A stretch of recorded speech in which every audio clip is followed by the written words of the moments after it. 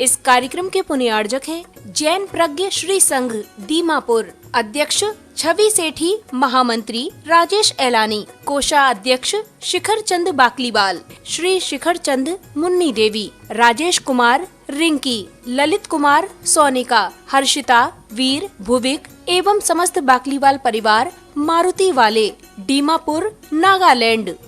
अनिल कुमार, सविता, अमन, आयुषी, खुशी ठोलिया, इम्फाल, महेंद्र, मीना, कशवी, विधान सेठी, दीमापुर, सुमित, बीना, शब्द एवं रावी बगड़ा, विजयनगर।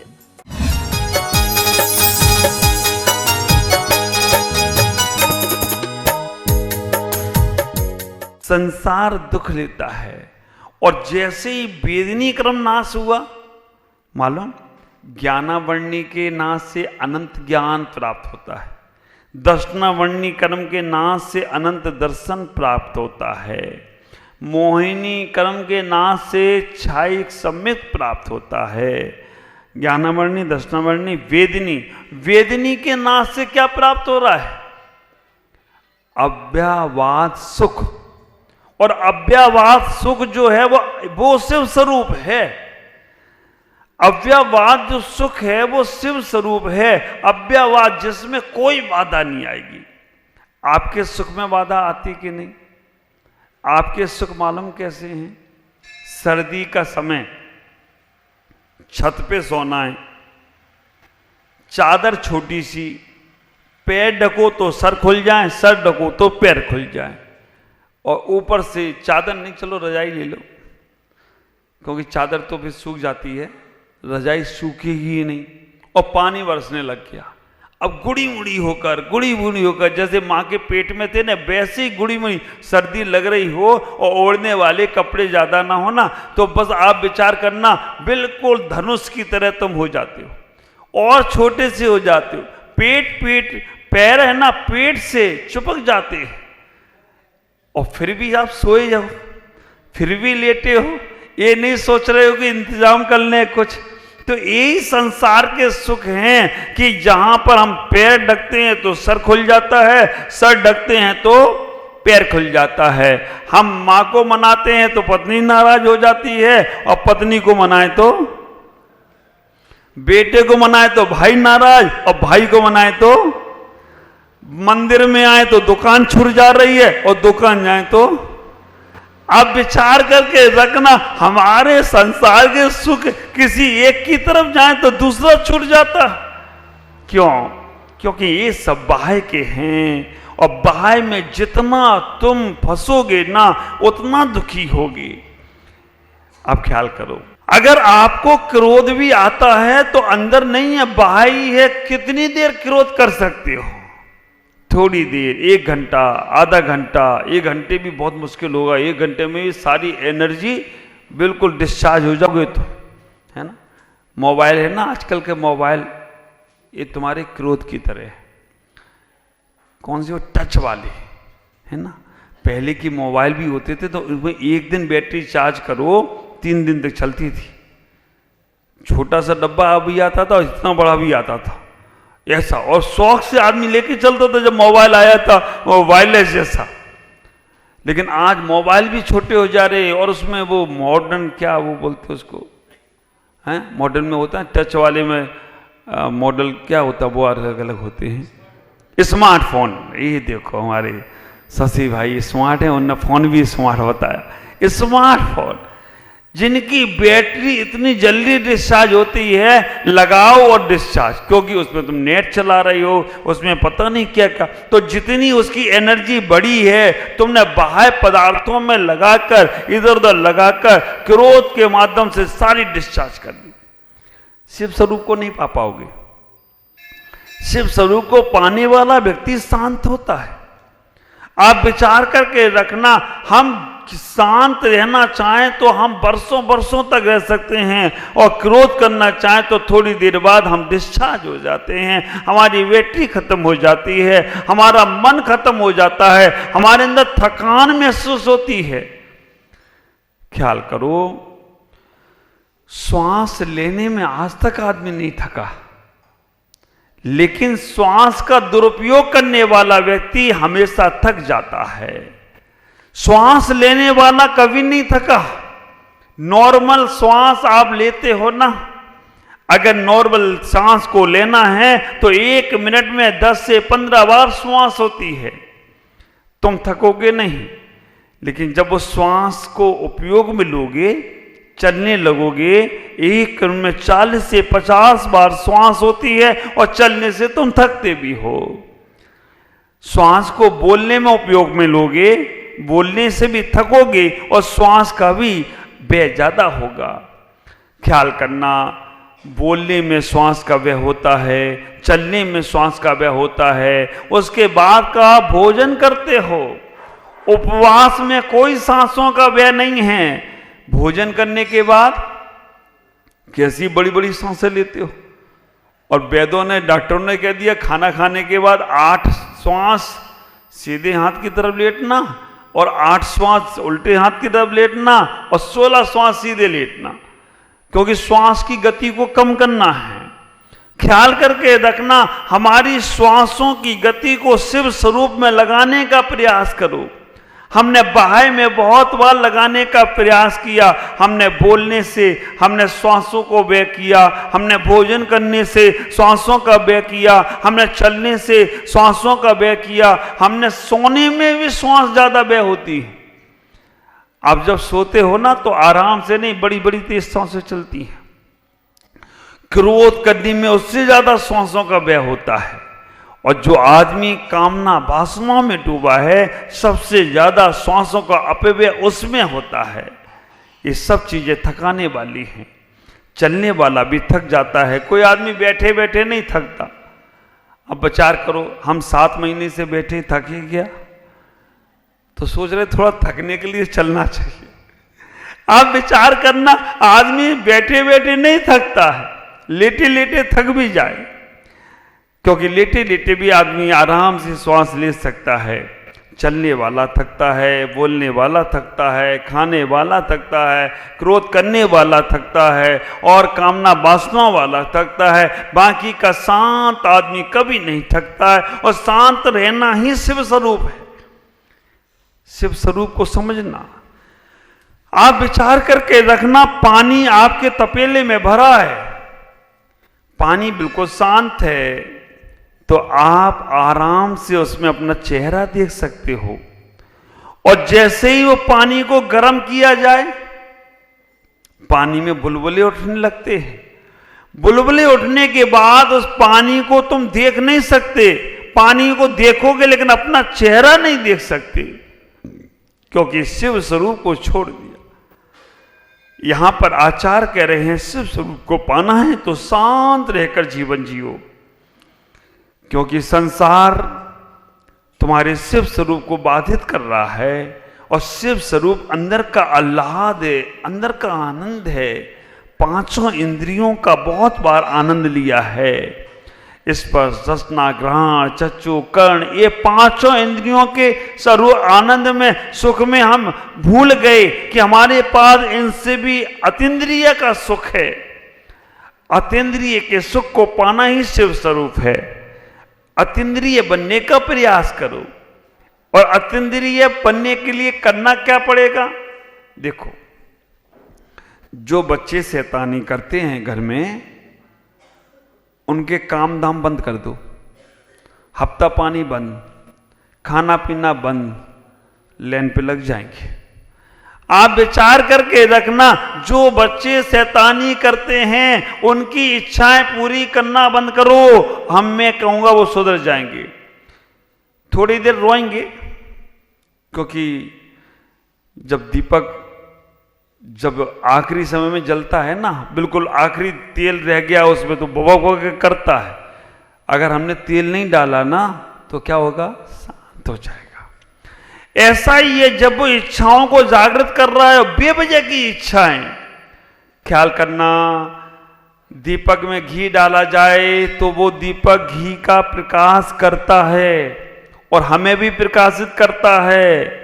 अगर बच्चों की इच्छाएं सही हों, हमारे शरीर की इच्छाएं सही हों, हमारे परिवार की इच्छाएं सही हों, तो उनको घी डालकर जलाने का प्रयास करोगे तो वो प्रकाशित होगा और हमें भी लाभ देगा, हमारा भी कल्याण होगा। लेकिन अगर दीपक बुझ रहा हो और पेट्रोल डाल दो उसमें, क्या होगा? बम विस्फोट होगा, भड़ाक से फूटेगा, और जो फूटेगा तो वो तुम्हारा ना दीपक बचेगा और ना तुम्हारा कुछ भी बचेगा। मालूम पड़ा कि ज्यादा ही डाल दिया तो बम बिल्डिंग भी चटक गई।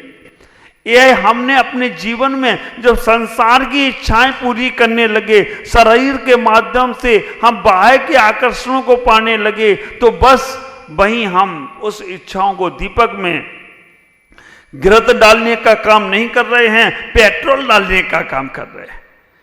शिव स्वरूप को पाना है तो इंद्रियों के सुख को उतना ही अपने जीवन में उपयोग लाओ जितने में वो तुम्हें धर्म ध्यान करा सके, जितने में तुम्हें आत्म कल्याण करा सके, जितने में तुम्हें तुम्हारे तक पहुंचा सके। अगर वो तुम्हारे स्वरूप को बाधित करता है तो इंद्रियों की इच्छाओं को जीतने का प्रयास करो।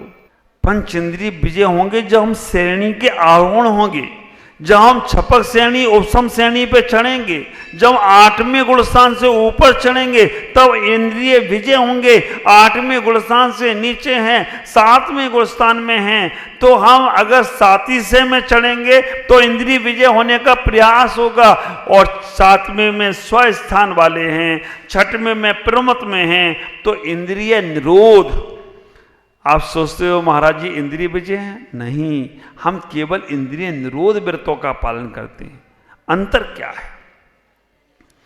इंद्रिय विजय जो होगा वो आराम से बैठेगा, उसे सर्दी गर्मी बरसात कुछ भी नहीं लगेगी, भूख प्यास भी नहीं लगेगी, उसे कहीं नहीं जाना, इंद्रिय विजय हो गया। लेकिन जो इंद्रिय का निरोध कर रहा है वो केवल सर्दी गर्मी बरसात लगेगी लेकिन कहेगा नहीं, वो इंद्रिय उसको निरोध करेगा। सर्दी लग रही है लेकिन सर्दी इस शरीर को लग रही है, आत्मा को लगती नहीं। भूख प्यास लग रही है, इस शरीर को लग रही है। ख्याल करके रखना, जब इंद्रियों का निरोध करते हैं ना, तो अब आज से आप ये नहीं कहना महाराज इंद्रिय विजय हैं, महाराज इंद्रिय निरोध हैं, ये मूलाचार में कहा गया। हम लोग इंद्रिय विजय कह देते हैं, इंद्रिय विजय तो बहुत ऊपर की बात है। अभी तो केवल हम इंद्रियों का निरोध कर रहे हैं, क्योंकि अगर हमें भी देखने की इच्छा होती है, लेकिन हम वो चीज गलत होगी तो नहीं देखने का प्रयास करेंगे। हमें भी सुनने की इच्छा होती है, इंद्रिय विजय वालियों को ना सुनने की इच्छा है ना देखने की इच्छा है, क्योंकि उसने अपने आप के शिव स्वरूप को जान लिया। शिव स्वरूप को जानने वाला इंद्रिय विजय होगा, और शिव स्वरूप को जो जानने का प्रयास कर रहा है वो इंद्रिय निरोध होगा। और शिव स्वरूप को जो भूल गया है वो संसार का प्रेमी होगा। तीनों आत्माओं को समझना, इंद्रिय निरोध जो शिव स्वरूप को समझना चाहता है, इंद्रिय विजय जो शिव स्वरूप को समझ चुका है, और जो इंद्रिय विरोध भी नहीं कर रहा, निरोध भी नहीं कर रहा है, इंद्रिय को जीता भी नहीं है, जो इंद्रियों में आसक्त है, वो संसार का प्रेमी है, उसका संसार बढ़ने वाला ही होगा। शिव स्वरूप की चर्चा बहुत आत्मीय चर्चा है। इस शिव स्वरूप की चर्चा के लिए हमारे आचार्य कुंद स्वामी महाराज ने पूरा समय सार लिख दिया, और पूरे समय सार में केवल शिव स्वरूप को ही पाने की बात कही गई है। शिव स्वरूप को पाया है हमारे अरहंतों ने, हमारे तीर्थंकरों ने। शिव स्वरूप को पाया है हमारे भगवंतों ने, और उनके लिए कह दिया गया कि वो 18 दोषों से रहित होते हैं। क्षुत पिपासा जरातंका जन्मांतकया। आप विचार करके रखना, 18 दोषों से रहित होते हैं हमारे शुद्ध भगवान। क्षुत पिपासा जरातंक जन्मांतक भय इसमें न राग उदीस मोहस इस याप्ता सा प्रकृति थी। आचार्य कह रहे हैं शिव स्वरूप को पाने का प्रयास करो, तुम्हारा ही ये वो स्वरूप है। ये बाह्य स्वरूप हमने कई बार पाया है। शरीर में स्त्री पुरुष नपुंसक जानवर देव नारकी कई बार बने हो, ये पहली बार तुम नहीं बने हो। स्त्रियां जो यहाँ बैठी हैं सब मायाचारी का प्रभाव है, जो तुम स्त्री की पर्याय में बैठे हो। पुरुष वगैरह जो बैठे हैं सब मान सम्मान की चाह है, उसके कारण से तुम बैठे हो। जानवर जो भी बने हैं वो सब मायाचारी के कारण से बने हैं। हमें शिव स्वरूप को पाना है तो अपनी कसायों को कम करो। मेरे गुरुदेव आचार्य भगवान कहते हैं महिलाएं जिद करना छोड़ दें और पुरुष अहंकार करना छोड़ दें तो दोनों का कल्याण हो जाए तो कोई आश्चर्य की बात नहीं है। ये आप विचार करके रखना, महिलाएं की जिद मक्खी की तरह है।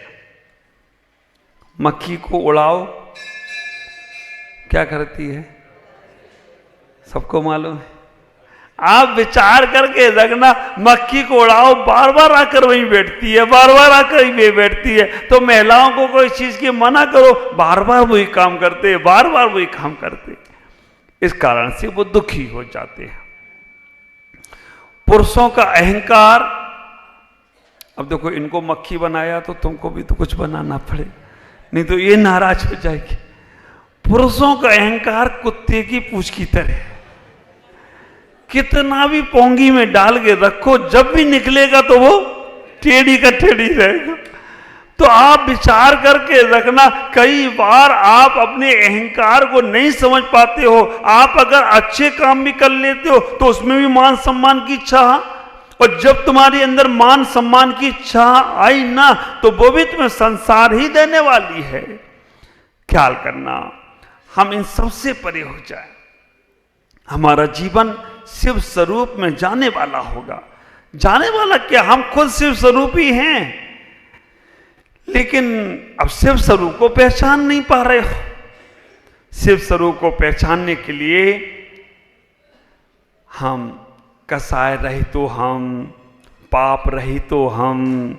अब विचार करके रखना, हम शिव स्वरूप को जानने के लिए हम संसार रहित तो हम, राग द्वेष रहित तो हम। ऐसा ध्यान में चिंतन करो, बैठ जाओ मंदिर में, बस स्पर्श इंद्रिय रहित तो हम, चक्षु इंद्रिय रहित तो हम, कर्ण इंद्रिय रहित तो हम, पाप क्रिया रहित तो हम, इच्छा रहित तो हम, संसार रहित तो हम। ये जब बार बार करोगे ना, बार बार करने से संस्कार पड़ेंगे, और संस्कार पड़ेंगे तो शिव स्वरूप तुम्हें प्राप्त होगा। ध्यान सूत्राणी ग्रंथ है बहुत सुंदर, और नहीं है तो मेरी सिद्धा ध्यान की पुस्तक में देखना। आप चिंतन करो, बार बार पत्थर पे पानी पड़ने से भी पत्थर में छेद हो जाता है। कहा है ना, रसरी आवत जात के सिल पे पड़त निशान, और रसरी आवत जाल के सिर पे पड़त निशान, और करत करत अभ्यास के जड़मत होत सुजान। जड़मत बुद्धिहीन है, फिर भी करत करत अभ्यास के जड़मत हो तो सुजान। रसरी यावत जात के सिल पे पड़त। तो आप बार बार अभ्यास करो, बार बार अभ्यास करो। क्या विचार है आपका? 40 मिनट हो गए तो आप तो ऐसे बैठे हो, पूजा वूजा नहीं करना क्या आपको?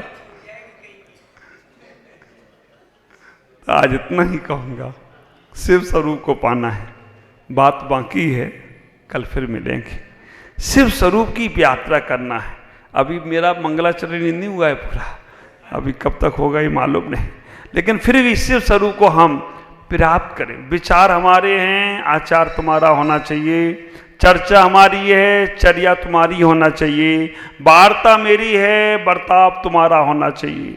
इसको प्रैक्टिकल में लाओगे तब ये घटेगा, अन्यथा चर्चा को चर्चा तक रह गई तो चर्या नहीं बनेगी, वार्ता वार्ता तक रहेगी तो बर्ताव नहीं बनेगा। शेष चर्चा कल। अजित में ओम नमः जय गुरु।